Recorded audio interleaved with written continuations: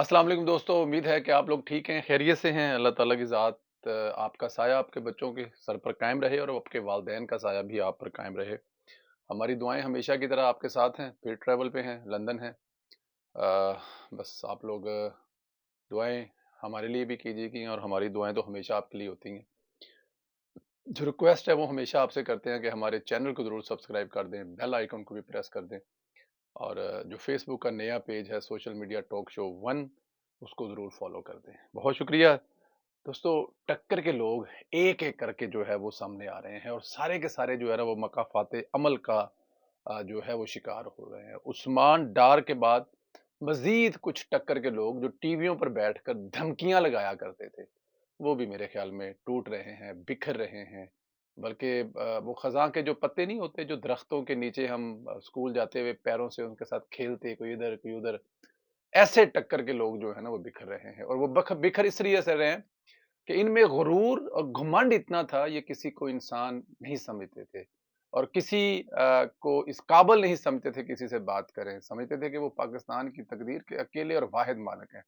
वजह सिर्फ इतनी थी कि उस वक्त के ताकतवर तरीन लोग जो थे उनकी पुष्पनाएं कर रहे थे, वो कुछ भी कर लेते, कोई उनको पूछने वाला नहीं था। लेकिन अब क्योंकि वो ताकतें उनके साथ नहीं है तो अब उनकी जो हालत है वो अब देखने वाली है। सदाकत अब्बासी साहब के हवाले से इंकशाफ हुआ है कि उन्होंने डॉन न्यूज के एंकर शाहजेब साहब को, जो आदल शाहजेब साहब को इंटरव्यू दिया है, रिकॉर्ड करवाया है और इस इंटरव्यू में सदाकत अब्बासी जज्बात की रोह में कुछ ज्यादा ही बह गए हैं और वो मोहब्बत में, वतन की मोहब्बत में है जी, फौज की मोहब्बत में, वतन की मोहब्बत में, अपने हलके की आवाम की मोहब्बत में, जमहूरियत की मोहब्बत में इतने ज्यादा बह गए हैं कि वो कुछ कह गए हैं जो कि नहीं कहना चाहिए था इमरान खान साहब और उनकी बीवी के बारे में। सदाकत अब्बासी साहब ने इमरान खान और उनकी बीवी बुशरा बीबी को खूब, लफ्ज गलत है लेकिन अगर ये ना कहा जाए तो भी इंसाफ नहीं होगा, दोनों को खूब नंगा किया है। उनके बारे में जो जो बातें पे टीवी पे की हैं, डॉन न्यूज चूंकि पिंकी पीरनी के गंदे करतूत जानता था, लेकिन इसके बावजूद अपनी पॉलिसी के हाथों मजबूर डॉन न्यूज वो इंटरव्यू चलाने से कासर रहा है। डॉन न्यूज वालों का कहना है कि वो इंटरव्यू टीवी पर चल सकता नहीं, नेशनल टीवी पर नहीं चल सकता। सदाकत अब्बासी साहब ने जो जो पिंकी बीनी और इमरान खान साहब के बारे में कहा है, पिंकी बीनी के जो जो करतूत बताए हैं, वो इस काबिल नहीं है कि वो टीवी पर चलाए जा सके और वो इसलिए टीवी पर जो है वो मतलब करार दिया गया। इस इंटरव्यू में सदाकत अब्बासी ने भी उस्मान डार साहब को फॉलो करते हुए, उनकी पैरवी करते हुए इमरान खान को ही इस पूरी गेम का मास्टरमाइंड करार दिया गया। पूरी गेम से मतलब 9 मई है, ज़ाहिर है 9 मई से वाक़या पाकिस्तान की तारीख में इससे पहले नहीं हुआ। तो इसकी जो पूरी की पूरी एक जिसे आप कह सकते हैं प्लानिंग है, उसका मास्टरमाइंड इमरान खान को करार दिया गया है। उस्मान डार सगेवाद ये अब्बासी साहब ने भी यही किया है, सदाकत अब्बासी साहब। सदाकत ने उस्मान डार से भी बड़ी गवाहियाँ दी हैं जिसके बायस पीटीआई बड़ी डिप्रेशन का शिकार है कि अब कैसे भागेंगे, किस तरह भागेंगे? मुझे तो अब ये जमात, मैं आपको पता है मैं अपने व्लॉग्स में, मेरे प्रोग्राम में मैं कभी भी किसी सियासी जमात को खत्म करने में या उसके लीडर पर सियासी केस बनाने के हक में नहीं हूँ। क्योंकि ज़ाहिर है आज आप दूसरे लोगों पर झूठे केस बनाएँगे तो कल वो आपके लीडर पर सच्चे केस बनाएँगे। इसलिए मैं तो किसी भी तरह से इसके हक में नहीं हूँ। लेकिन अब ये सब कुछ हो चुका है। इमरान खान साहब वो कर बैठे हैं जो उन्होंने को नहीं करना चाहिए था। इमरान खान साहब मेरे ख्याल में अल्ताफ हुसैन से भी बड़ी गलती कर गए हैं। लेकिन इमरान खान साहब की से ये गलती शायद बार-बार कराई भी गई थी और उसके जो हैं वो सारे के सारे जो हैं वो अब रिजल्ट सामने आ रहे हैं। मेरी इत्तलात के मुताबिक इंटरव्यू में पिंकी पीरने के करतूतों वाला हिस्सा निकाल कर बाकी सोमवार की शाम को ऑनर किया। अब आप खुद अंदाजा करें कि कितना खतरनाक इंटरव्यू है कि उसको रिकॉर्ड होने के बाद भी 3-4 दिन के बाद चलाने के बारे में सोचा जा रहा है। उससे पहले उसके बारे में सोचा भी नहीं जा रहा कि उसको चलाया जाए। यही नहीं, नियाजी के करीब रहने वाले फर्र हबीब जो कि टक्कर के लोगों में टॉप पर थे, वो भी मैदान में आने वाले हैं और वो भी बेकरार हैं कि मियाँ बीवी के करतूत जो है लोगों को बताएं। कितना अजीब लगेगा इनके मुंह से इमरान खान की बुराइयां करना। इससे बेहतर है कि कहीं खुदकुशी कर लें, मर जाएं, क्या फर्क पड़ता है? थोड़ा एंजॉय कर लिया, अपने लीडर के लिए इतना तो करें। मतलब अगर मजबूर है, इनकी कोई बहुत बड़ी मजबूरी है, इन पर कोई बहुत बड़ा प्रेशर है तो कोई खुदकुशी कर ले, मर जाए, किसी दरिया में छलांग लगा दें और अमर हो जाएं हमेशा के लिए अपने लीडर के साथ। लेकिन इतने गंदे और गलीज लोग हैं, अब वो एक ही चीज बताएंगे, अब वो तो बताएंगे बताएंगे जो वो पिंकी पीरनी और उसके करतूत थे, लेकिन डर ये है कि उससे भी आगे चले जाएंगे, पता नहीं क्या क्या बता जाएंगे जो मैं और आप सोच भी नहीं सकते। मुनासिब वक्त का इंतजार है, फर हबीब कहीं ना कहीं से वो नमूदार हो सकता है اور جو نمودار ہو کر عمران خان کو بہت قریب سے جانتا تھا، ظاہر ہے پنکی پیر کے کمرے تک اس کی رسائی تھی، تو جو جو قصے وہ بتائے گا بس اس کے بارے میں آپ لوگ سوچیں کہ وہ کیا قصے ہو سکتے ہیں۔ وہ اس سے بھی زیادہ گندے اور خطرناک قصے ہو سکتے ہیں جو وہ عمران خان کی ایک کال لیک ہوئی تھی، بس آنے والے دنوں میں دیکھیں۔ اور میری اطلاع کے مطابق آخر میں پنکی پیرنی کے اپنے جن بھی نکل جائیں گے اور وہ بھی نیازی کو ذلیل کرے گی اور ساری باتیں نیازی پر ڈالے گی، جو ظاہر ہے لوگ مانے یا نہ مانے، لیکن پنکی پیرنی اپنی جان چھڑانے کے لیے، اپنے بیٹوں کی اور اپنے پہلے ہسبینڈ کی جان چھڑانے کے لیے عمران خان کے خلاف وعدہ معاف گواہ بننے میں بہت زیادہ دور نہیں ہے۔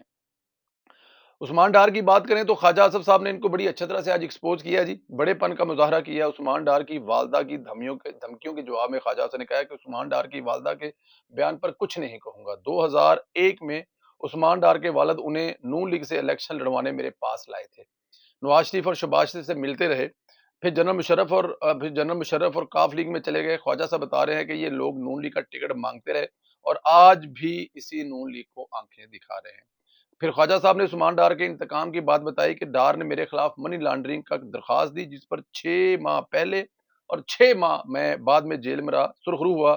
میں نے آج تک عثمان ڈار صاحب کے خلاف کوئی کسی قسم کی درخواست نہیں دی، اور جب ہماری حکومت آئی 16 مہینے، جس میں وزیر دفاع تھا، میرے گھر کے سامنے اس کا گھر ہے، میں نے اس کے خلاف کسی قسم کی کوئی کاروائی نہیں کی۔ سیاسی تربیت ہے نا خواجہ صاحب کی، باپ سے چلتی آ رہی ہے۔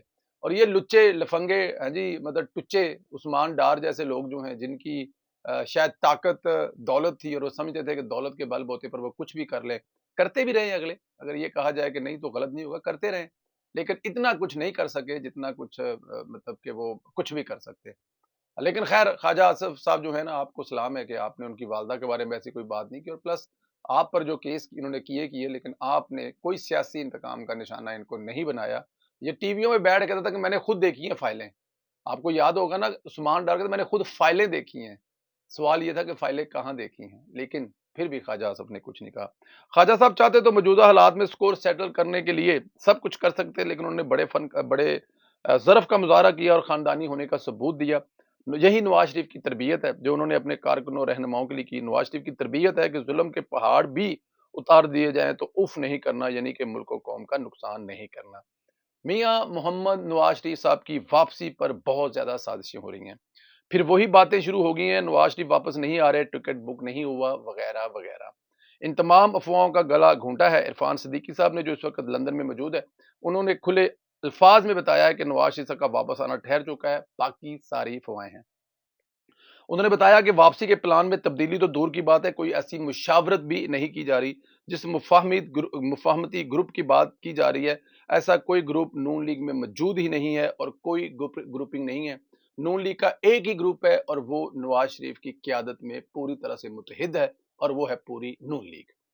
اچھا، اس کے علاوہ ایک اور بڑی خبر یہ ہے کہ میاں نواز شریف واپسی سے قبل 4 دوست ممالک کا دورہ کرنے کا ارادہ رکھتے ہیں۔ ممکن ہے چند روز میں سعودی عرب، متحدہ عرب امارات، قطر وغیرہ کا دورہ کریں۔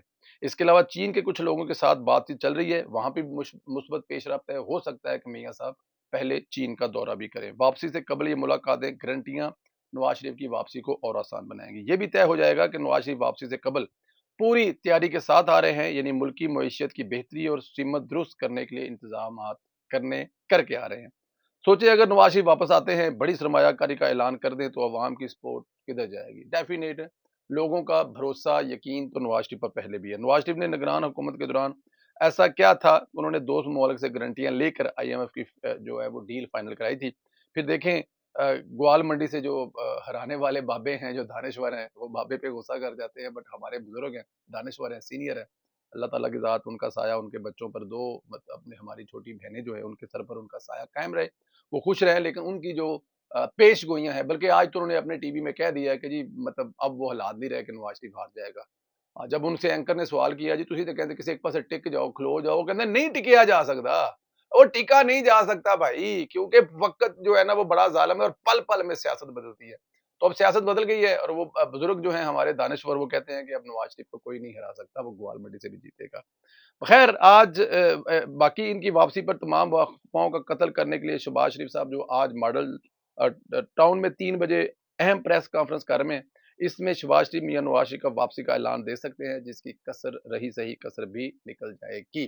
میاں محمد نواز صاحب واپس آ رہے ہیں، پوری طاقت کے ساتھ آ رہے ہیں، ان کو اللہ تعالیٰ کی ذات کی پوری سپورٹ ہے، پاکستان کے 26 کروڑ کی عوام کی سپورٹ ہے، ان کی دعائیں ان کے ساتھ ہیں، اس لیے اس میں کوئی دو رائے نہیں ہے کہ وہ واپس آ رہے ہیں۔ اپنا خیال رکھیں، اجازت دیں، چینل کو ضرور سبسکرائب کر دیں۔ اللہ تعالیٰ کی ذات آپ کو اپنے حفظ و امان میں رکھے۔ خدا حافظ دوستو۔